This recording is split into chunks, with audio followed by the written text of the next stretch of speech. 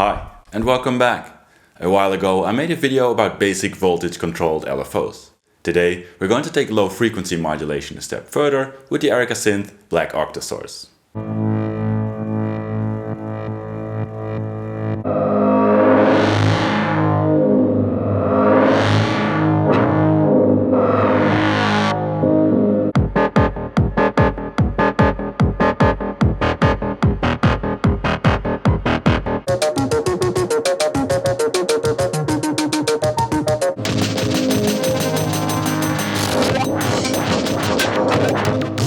The Black Octasource is a voltage-controlled LFO that offers 8 simultaneous outputs. We'll start off with a quick overview of the module and then we'll dive into a series of patch ideas. If you want to support this video series or you want to get access to the PDF sheets of the illustrations I use in this and many of my other videos, have a look at my Patreon. But now, let's dive right in. This is the Erica Synths Black Octasource. It's easiest to understand this module if you think of it as a single LFO. However, pretty much every function on here has a rather unique approach, with interesting uses. Let's start with the most obvious, the 8 outputs. The Octasource has 2 main modes of operation, set by this switch right here. It determines how the outputs work. In single mode, all 8 outputs send out the same waveform, but with slightly shifted phases. For example, if you pick a classic sine wave, all 8 outputs have the same shape and the same frequency. But each output further clockwise is phase shifted 45 degrees, or in other words, 1/8 of a cycle. So, for example, the third output starts its cycle when the first is at a quarter, and the fifth output starts when the first is halfway done. In the case of this sine wave, resulting in the exact opposite output. The second mode is multi. In this mode there is no phase shifting, and all 8 outputs have the same frequency, but each output has a different waveform, so you have access to all 8 basic waveforms of the Octasource at once. Then there is this big frequency knob. This one is interesting because it is bipolar. Fully clockwise, the LFO operates at its fastest, but when you move it to the center it slows down until it comes to a complete stop at 12 o'clock. This way you can freeze or hold the value of the outputs whenever you want. Further counterclockwise, the LFO speeds up again with inversed polarity. There is a CV input to control the frequency with external voltages, with a dedicated attenuator right here. And on the other side, a sync input, which also deserves some attention. Unlike the sync input on an oscillator, or what's often called reset on LFOs, this input does not simply cut off and restart the Octasource's waveforms. It actually syncs the duty cycle to an incoming clock. So, if you feed it a steady clock, the entire waveform will be in sync with it. And when you do feed it a clock, the frequency knob becomes a clock divider, with multiplication to the right and clock dividing to the left. This makes it very easy to create interesting tempo-synced modulation. Then there's the wave select knob. The Octasource holds the 8 basic waveforms, which we saw earlier. However, if you move this knob or feed it CV, the waveforms all morph from one into the other. So you can use waveforms in between the standard ones or create interesting organic shapes with the CV input for the wave select, which is right here. In single mode, the wave select knob combined with the CV input will set the shape for all 8 outputs. In multi-mode, the knob will change the waveform relative to the starting waveform, so they all stay different waveforms at all times. Finally, there's the CV input for the phase shift. In single mode, you can use this input to change the standard 45-degree shift any way you like. And in multi-mode, when you have the different waveforms simultaneously, you can use the CV to have the cycles shift relative to each other. The 8 outputs give you the possibility to use multiple related waveforms to create interesting synchronized modulation.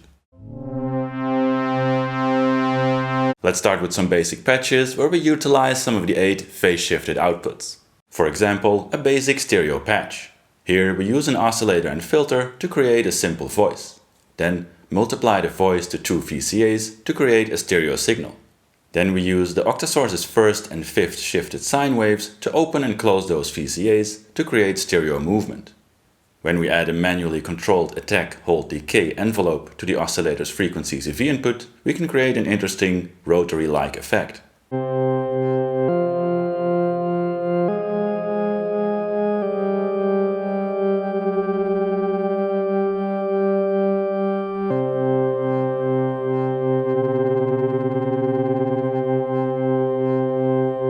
By using outputs with different phases, you can change the movement in the stereo field.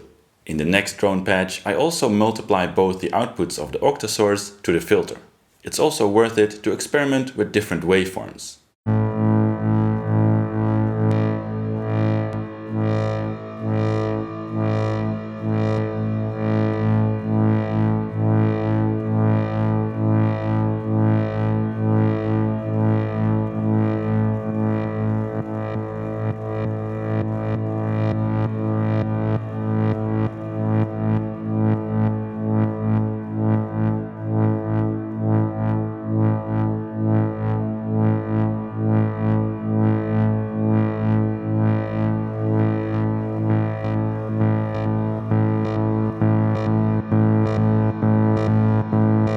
Another great way to use the shifted outputs is for custom wave-morphing.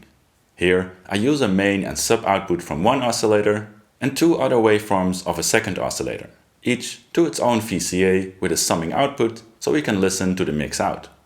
Then you can send 4 phase-shifted outputs from the Octasource to open the VCAs and have it morph through the different oscillator waves.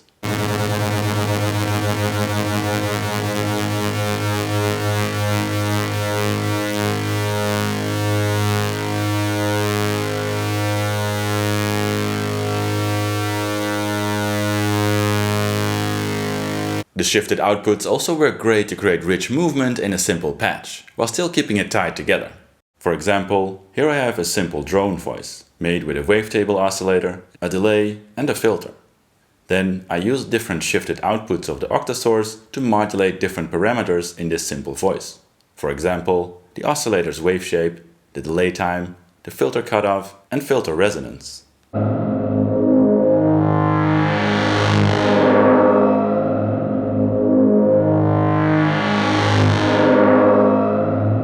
Again, it's interesting to experiment with different waveforms and the different modes. Because this one module is taking care of all the modulation, a simple change here will change the character of your sound quite drastically.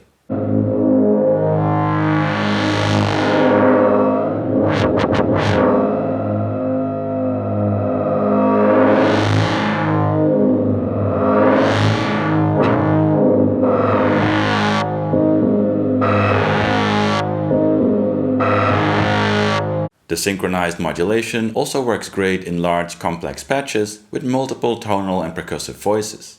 For example, here I use the simple drone voice we just created, but add another simple voice with some filters and an effect module.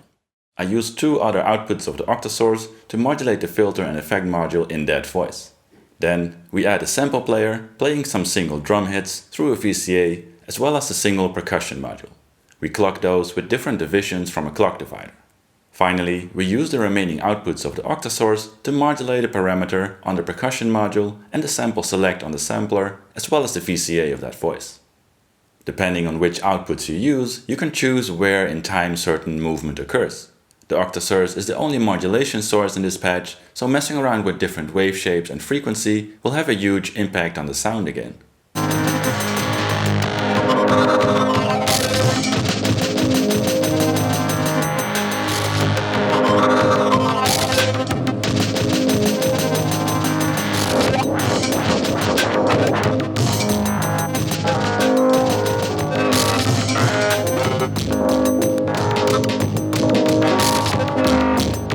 The possibility to tempo sync the waves to a clock opens up a lot of possibilities to create rhythmic modulation. For example, if we make a steady bassline with a wavetable oscillator, a delay, filter and VCA, and we use a steady clock to a divider and then an envelope to open that VCA in the filter. Then we use the Octasource to modulate things like the wave shape, delay time and filter cutoff. We can sync the Octasource to a division from our clock, and let's add a kick for fun. Now we have a voice with complex but related rhythmic modulation. By changing the wave shape, we can search for something we like. This can sound great in both single and multi-mode. Just experiment.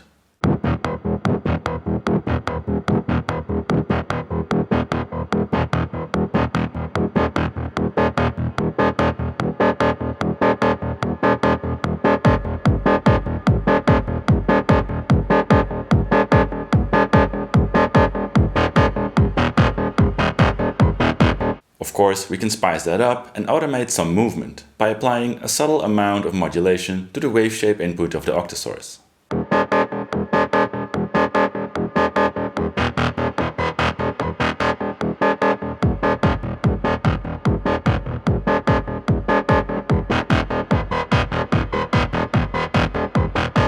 Here's another example of a tempo synced patch, using the large setup we used before. The only thing we add here is another clock division directly to the Octasource's sync input.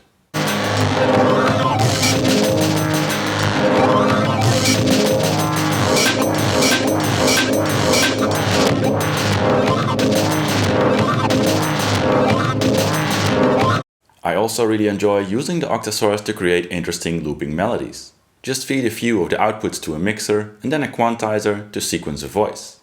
Playing with the different modes and either have the Octasource running free or tempo sync to a clock, you can create a lot of different related signals. Then just use the mixer to mix and morph between different sequences.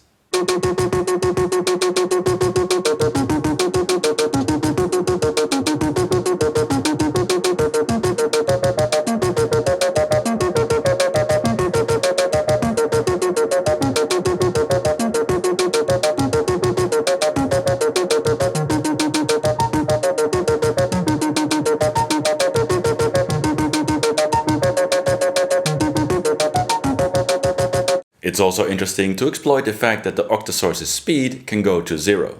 This is interesting for performances as well as generative patches, for example. You can create an interesting patch if you set the Octasource base frequency close to 0, so it doesn't change value on its own. Here we use that trick on the larger patch we created before. Then have the clock divider trigger an attack hold release envelope and send that to the Octasource's frequency CV input. Now, every time the clock division gates the envelope, the Octasource will speed up, starting to modulate. But when the envelope dies out, the modulation will come close to a halt, creating a very organic transition between motion and the hold value.